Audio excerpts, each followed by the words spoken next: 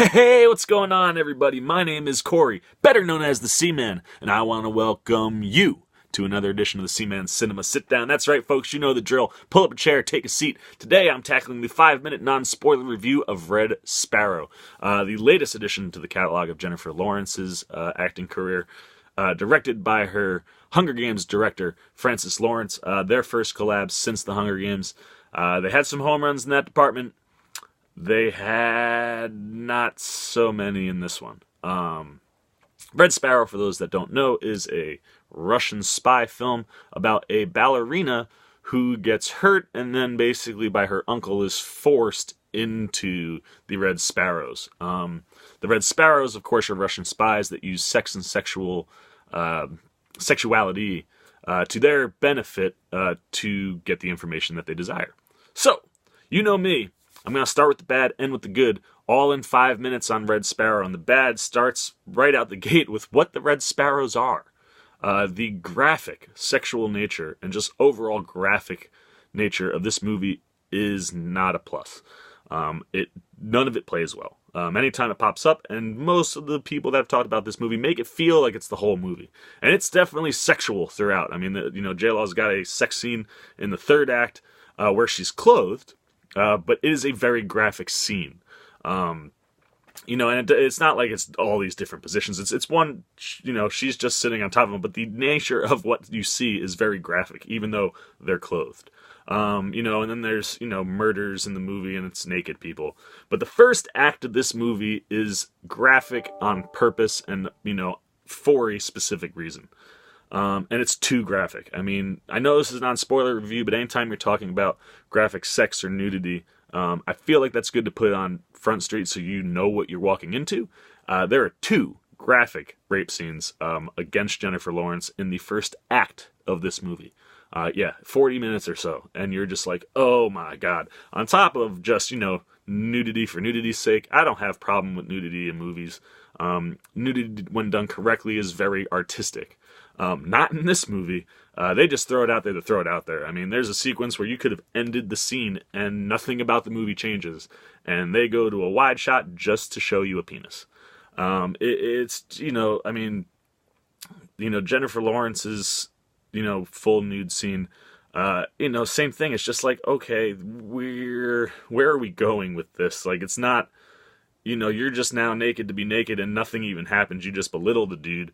And, okay, that's cool. There's this power, but there was no reason to get as far as it gets. It's too much. It's in your face. I didn't like it at all.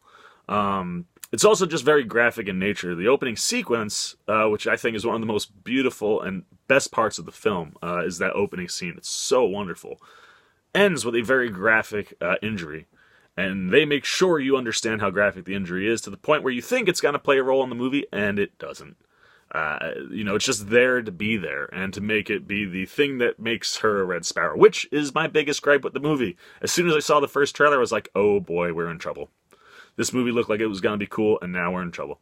Because Jennifer Lawrence isn't a spy. She's forced into becoming a spy at the behest of her uncle, who's obsessed with her in a sexual nature. Also super uncomfortable the whole movie. And she gets trained for 4 months and then gets thrown into action. And before she's even done with her first mission, they're like, you're the best of all of us. It's like, oh, I'm not going to buy that. Just give me a Jennifer Lawrence spy film where she's already a Red Sparrow. I mean, there are places where the sexuality works. Look at The Americans. The Americans, very successful, very tasteful. Even when you're talking about graphic, violent things that involve sex, they handle it so much better than this movie does. This movie, I think, is just graphic and exploitive for no reason.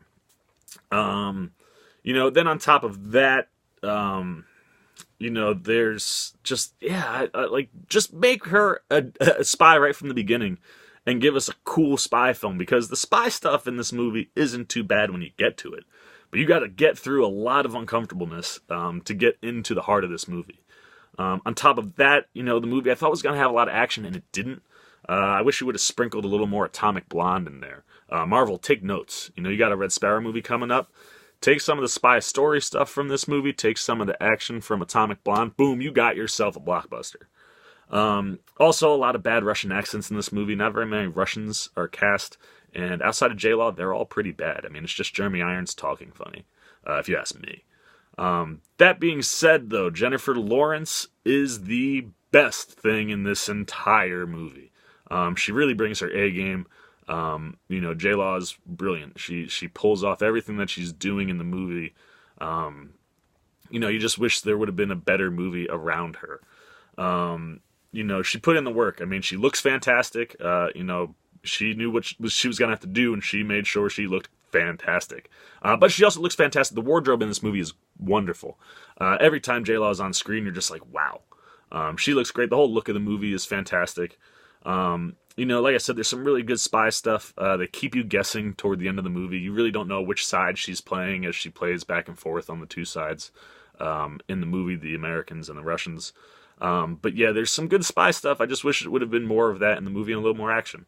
Edgerton's pretty good. He feels a little bit out of his pocket, but not bad, and their chemistry is okay.